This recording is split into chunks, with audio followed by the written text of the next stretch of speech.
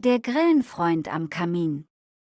In einem kleinen, warmen Haus am Rand eines winterlichen Dorfes lebten der freundliche Kutscher John Peerybingle und seine junge Frau Dot. Die beiden führten ein einfaches, aber glückliches Leben. Und in ihrem Zuhause gab es einen besonderen Bewohner, eine kleine Grille, die immer auf dem Kamin saß und ihr leises, beruhigendes Zirpen sang. Dot glaubte fest daran, dass die Grille ein Glücksbringer sei.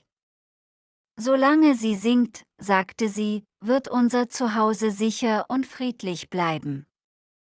An einem besonders kalten Winterabend brachte John einen unerwarteten Gast mit, einen alten, stillen Reisenden, der ein paar Tage bei ihnen bleiben wollte.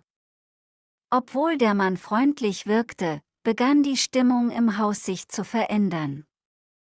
Da wurde nachdenklich, John wirkte besorgt, und zwischen ihnen entstand ein leiser Schatten des Misstrauens. In dieser Nacht, als Dot allein am Kamin saß, hörte die Grille plötzlich auf zu singen. Das Feuer knisterte, und das Zimmer fühlte sich kälter an als zuvor. Dot seufzte. Vielleicht stimmt etwas mit uns nicht, vielleicht sind wir nicht mehr so glücklich wie früher.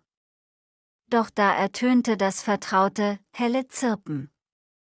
Die Grille sprang auf den Kaminsims und sang lauter als je zuvor. Dot lächelte wieder.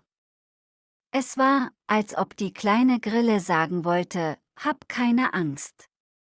Eure Liebe ist stärker als jeder Zweifel. Am nächsten Tag stellte sich heraus, dass der alte Reisende nicht irgendein Fremder war. Er war der Vater eines jungen Mädchens aus der Nachbarschaft, ein Mann, der viele Jahre verschwunden gewesen war und nun in Frieden zurückkehren wollte. Durch seine Rückkehr entstanden Missverständnisse zwischen Dot und John, doch die Wahrheit kam schnell ans Licht, niemand hatte Böses im Sinn. Alles war ein Missverständnis.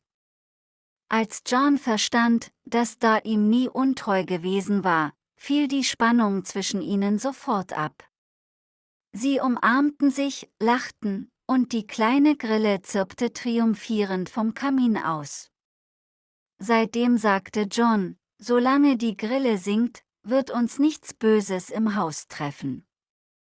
Und so wurde die Grille zum Symbol von Hoffnung, Frieden und der Wärme eines liebevollen Zuhauses, besonders an langen, winterlichen Weihnachtstagen.